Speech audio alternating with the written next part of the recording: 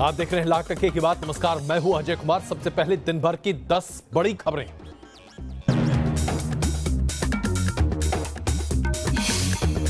69वें जन्मदिन के मौके पर गुजरात के सरदार सरोवर डैम पर पहुंचे पीएम मोदी। कैक्टस पार्क का किया मुआयना, तितलियां उड़ाकर पर्यावरण प्रेम का दिया संदेश।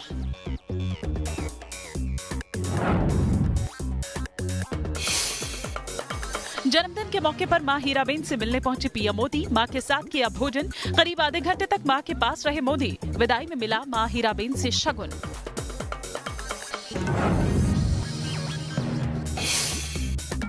पूरा देश दे रहा है पीएम मोदी को जन्मदिन की बधाई। सोनिया गांधी ने दी दीर्घायु होने की शुभकामना। ममता बनर्जी और केजरीवाल ने भी दी पीएम को बधाई।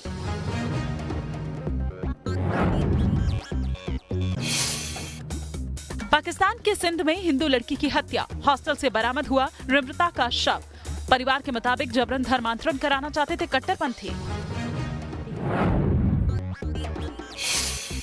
आखिरी दौर में पहुंच रही है अयोध्या केस की सुनवाई। कोर्ट ने पूछा दलील पूरी होने की समय सीमा बताएं सभी पक्ष। मुस्लिम पक्ष के वकील राजीव धवन ने कहा अयोध्या में राम जन्म हुआ था, लेकिन जन्मभूमि के लिए 3 जगहों पर किया जाता है दावा।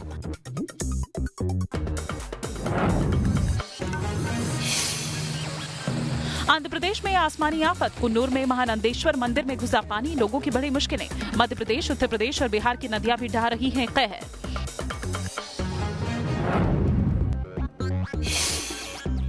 कर्नाटक के चित्रदुर्ग में ट्रायल के दौरान डीआरडीओ का एयरक्राफ्ट रुस्तम 2 क्रैश। सुबह करीब 6 बजे हुआ हादसा।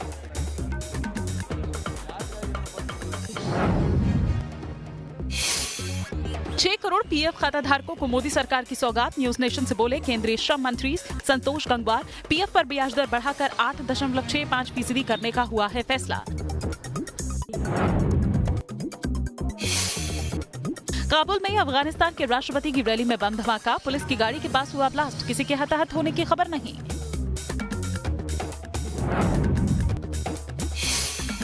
सऊदी की तेल कंपनी पर हमले के बाद और बढ़ा तनाव। ईरान ने अमेरिका से बातचीत करने से इनकार किया। हमले के बाद से सऊदी ने तेल सप्लाई किए बंद। एक दिन में 19% तक कच्चे तेल के बढ़े दाम।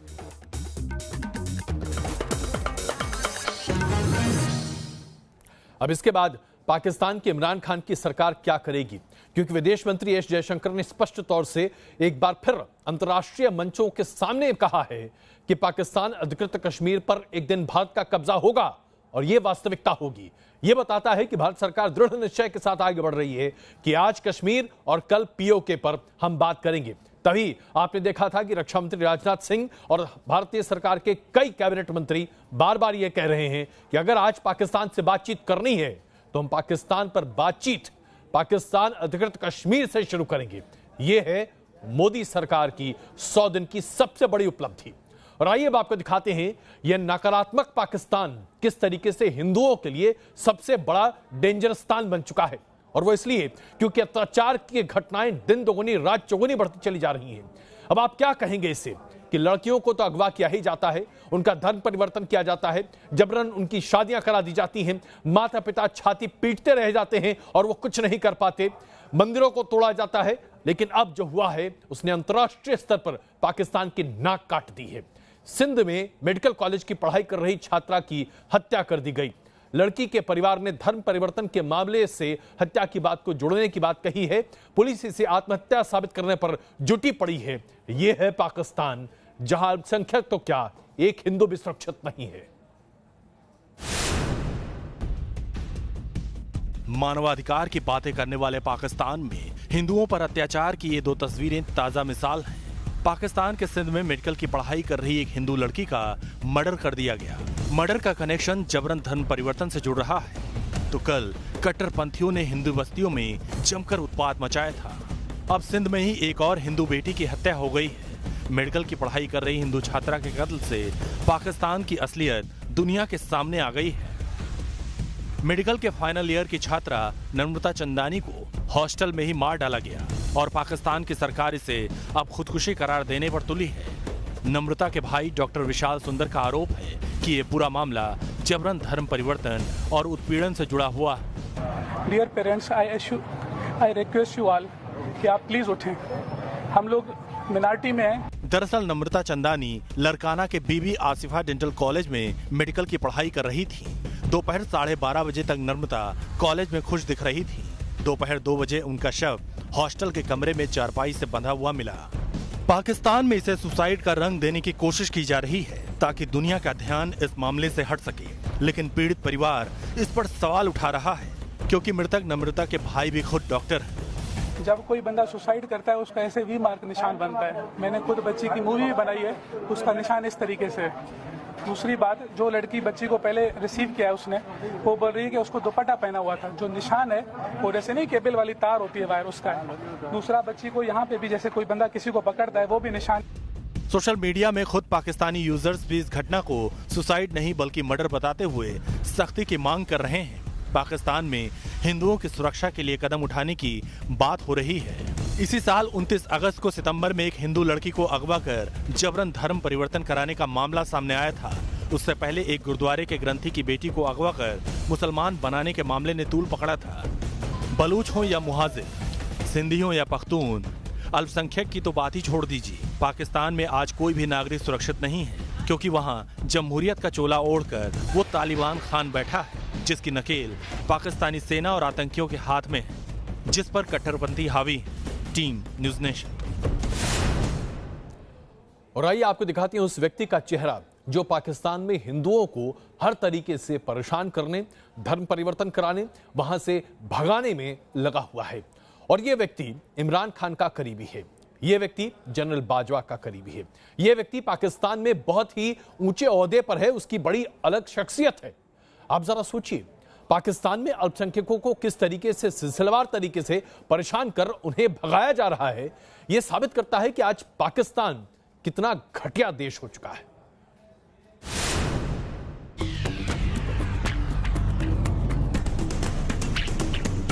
नाम अब्दुल हक उर्फ मियां मिट्ठू, पेशा जबरन धर्म परिवर्तन, सफेद दाढ़ी, सिर पर टोपी, चेहरे पर कुटिल मुस्कान। यह है कट्टरपंथी मौलवी अब्दुल हक उर्फ मियां मिट्ठू, जिसके सिर न जाने कितने जबरन धर्म परिवर्तन कराने का आरोप है और ये फक्र से धर्म परिवर्तन कराने की बात भी कबूल करता है। पाकिस्तान के सिंध प्रांत में हिंदुओं और सिखों पर होने वाले ज्यादातर जुल्म में इस शख्स का सीधा हाथ होता है। अब पाकिस्तान में इस कट्टरपंथी की पहुंच बताते हैं। पाकिस्तान के प्रधानमंत्री इमरान खान से इसका सीधा संपर्क है। इमरान के साथ ये काफिर फोटो खिंचवाता है, उनके साथ एक टेबल पर बैठकर खाना खाता है, पाक सेना प्रमुख बाजवा से हाथ मिलाता है। तो सोचिए, जब अल्पसंख्यकों पर जुल्म ढाने वाला शख्स पाकिस्तान के दोनों सबसे ताकतवर शख्स के संपर्क में हो, तो कानून को कठपुतली समझने वाले इस मुल्क में किसी को भला इंसाफ कैसे मिल सकता है। सिंध के घोटगी जिले में हिंदू बस्ती पर हुए हमले के पीछे भी इसी मौलाना का हाथ था, जब वहां कट्टरपंथियों ने जमकर उत्पात मचाया। उपद्रवियों की भीड़ ने हिंदू समुदाय के घरों, दुकानों, स्कूलों और मंदिरों में भी जमकर तोड़फोड़ की। पाकिस्तान के हिंदू संगठनों के मुताबिक जब हिंदू प्रिंसिपल नूतन दास पर एक छात्र ने ईश निंदा के आरोप लगाए, तब शिकायत करने वाले बच्चे के पिता इसी मौलाना के पास गए। बताया जा रहा है कि उसके बाद मौलाना मियां मिट्ठू ने मस्जिदों से बच्चे के आरोप को बढ़ा चढ़ाकर बताया, लाउड स्पीकर से लोगों को भड़काया। उसके बाद ही भीड़ ने संत सच्चो सतराम दास मंदिर पर हमला कर दिया और उसे काफी नुकसान पहुंचाया। T news nation. पाकिस्तान में अल्पसंख्यकों का क्या हाल है, ये तो हमने आपके सामने प्रस्तुत कर दिया। लेकिन क्या आप जानते हैं कि पाकिस्तान के 6 प्रांतों में से 4 प्रांत ऐसे हैं जहां खुद पाकिस्तानी नागरिक रोज दिन इस बात की गुहार लगाते हैं कि कोई देश उनकी मदद के लिए सामने आ जाए। हिंदुस्तान के आगे हाथ फैलाकर पाकिस्तान के इन 4 प्रांतों के लोग बार बार यह कहते हैं कि हिंदुस्तान आगे आए और उन्हें पाकिस्तान के जुल्मों से आजाद कराए। आइए अब आपको दिखाते हैं न्यूयॉर्क में किस तरीके से संयुक्त राष्ट्र की तैयारियों के बीच पाकिस्तान के 4 प्रांतों के नागरिक वहां पर इस बात की गुहार लगा रहे हैं कि हिंदुस्तान आगे आए और पाकिस्तान से उन्हें मुक्ति दिलाए।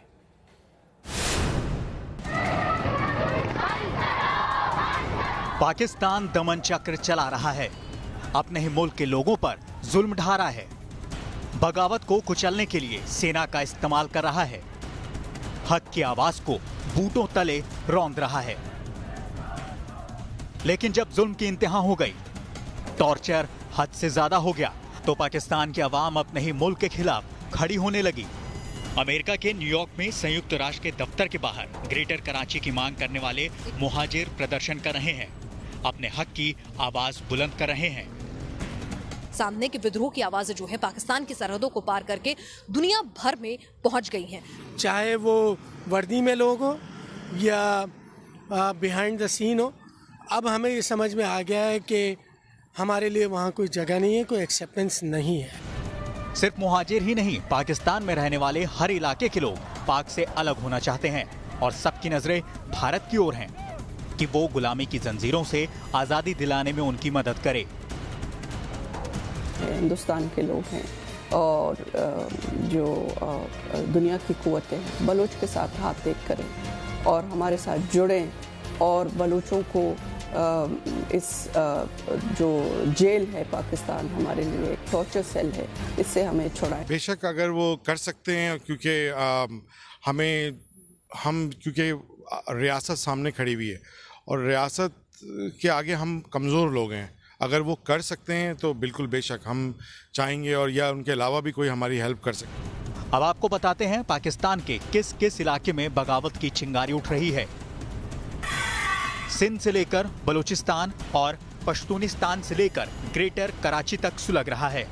इन इलाकों के लोग पाकिस्तान की कैद से आजाद होने के लिए बेताब हैं, क्योंकि पाकिस्तान का मतलब दमन हो चुका है और पाक की हुकूमत दमन चक्र चलाकर इन इलाकों पर कब्जा बनाए रखने में जुटी है।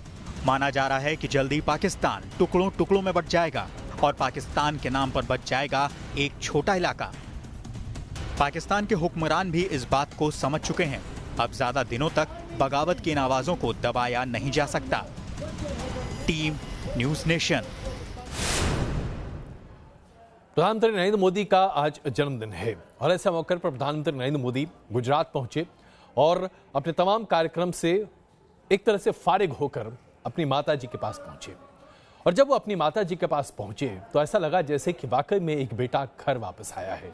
साथ बैठकर माँ और बेटे के खाने की ये तस्वीर हर उस परिवार को प्रभावित करेगी जहां पर एक माँ अपने बेटे से या फिर एक बेटा अपनी माँ से अपने जज्बातों को साझा करता हुआ दिखाई दे।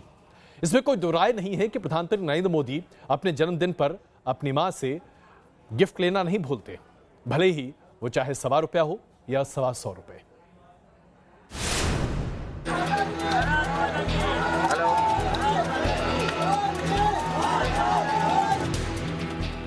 माँ की ममता न शोहरत देखती है न हैसियत परखती है, वो तो अपना सारा प्यार लाडले बेटे पर न्यौछावर कर देना चाहती है।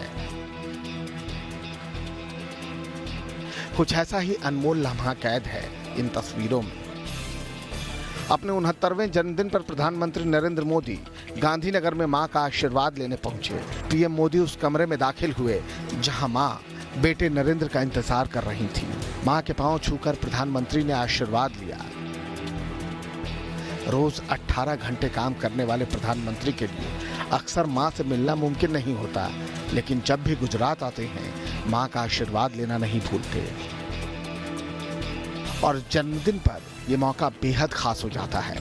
प्रधानमंत्री मोदी मां की दुनिया में जरूर पहुंचते हैं और आशीर्वाद लेते हैं।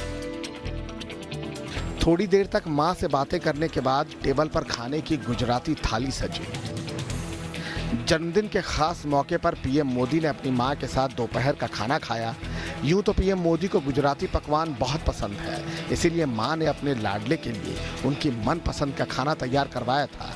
खाने में पराठा, 2 तरह की सब्जी, दाल और सलाद रखा गया। मां बेटे के प्यार दुलार की ये तस्वीर बन गई एक मिसाल। मां का आशीर्वाद लेने के बाद जब प्रधानमंत्री नरेंद्र मोदी घर के बाहर आए तो उन्हें बधाई देने वालों का तांता लग गया। हर कोई पीएम मोदी के साथ सेल्फी खिंचवाने और उनका ऑटोग्राफ लेने को बेताब नजर आया। मैंने ऑटोग्राफ लिया। सब बच्चों को आशीर्वाद दिया, सारे बच्चों को आशीर्वाद दिया और ऑटोग्राफ दिया सबको। अड़ोस पड़ोस के लोग थे जो सुबह से इंतजार कर रहे थे उनका कि आखिरकार प्रधानमंत्री नरेंद्र मोदी की एक जो झलक है वो उन्हें मिल जाए। और प्रधानमंत्री जैसे ही अपनी मां के घर से बाहर निकले, बच्चों से मिले, महिलाओं से मिले और लोगों के साथ तस्वीरें भी खिंचवाई। गांधीनगर से हेतल खत्री के साथ पूराव पटेल, न्यूज नेशन। अपने जन्मदिन के मौके पर प्रधानमंत्री नरेंद्र मोदी ने देश को न सिर्फ नमन किया बल्कि उसके साथ साथ विकास के कई प्रोजेक्ट्स को आगे भी बढ़ाया। आइए आपको दिखाते हैं अपने जन्मदिन के इस मौके पर वो 10 महत्वपूर्ण काम जो प्रधानमंत्री ने किए, जिसकी वजह से ये कहा जा सकता है कि एक ऐसा व्यक्ति है जो आज देश का नेतृत्व कर रहा है, जो सिर्फ और सिर्फ विकास की बात करता है। 69वें जन्मदिन पर प्रधानमंत्री नरेंद्र मोदी गरुड़ेश्वर मंदिर में पूजा करने पहुंचे। वहां उन्होंने पूरे विधि विधान से पूजा पाठ किया। मंदिर में उन्होंने भगवान को जल और पुष्प चढ़ाए। गरुड़ेश्वर मंदिर में पूजा पाठ के बाद पीएम मोदी ने भगवान को फूलों की माला चढ़ाई। उन्होंने भगवान दत्तात्रेय को बड़ा हार चढ़ाया तो 2 हार मंदिर के पुजारियों को देकर भगवान को नमन किया। उसके बाद हाथ जोड़कर मोदी भक्ति में लीन दिखे। पूजा पाठ और हार चढ़ाने के बाद पीएम मोदी ने मंदिर में आरती की, खुद आरती ली और फिर आरती की थाली पुजारियों के हाथों में थमाई। गरुड़ेश्वर मंदिर जाने से पहले पीएम मोदी ने नर्मदा के तट पर पूजा की। मंत्रोच्चार के बीच मोदी भक्ति में लीन दिखे। नर्मदा तट पर पूजा करने के बाद पीएम मोदी ने नर्मदा की आरती की और नर्मदा को नमन किया। अपने जन्मदिन पर पीएम मोदी सरदार सरोवर डैम से पर्यावरण बचाने का संदेश देते नजर आए। उन्होंने यहां तितलियां उड़ाकर अपने पर्यावरण प्रेम का इजहार किया। केवडिया के एकता नर्सरी में पीएम मोदी ने इको फ्रेंडली प्रोडक्ट्स बनाने वाली मशीन को चलाया। उन्होंने मशीन से प्लेट बनाकर पर्यावरण बचाने का संदेश दिया। पीएम मोदी ने इस मौके पर नर्सरी में काम करने वाले कर्मचारियों से इको फ्रेंडली प्रोडक्ट्स बनाने का प्रोसेस समझा। कर्मचारियों ने पीएम को फ्लावर पॉट दिखाया। पीएम मोदी ने सरदार सरोवर डैम के पास बने कैक्टस पार्क का भी जायजा लिया।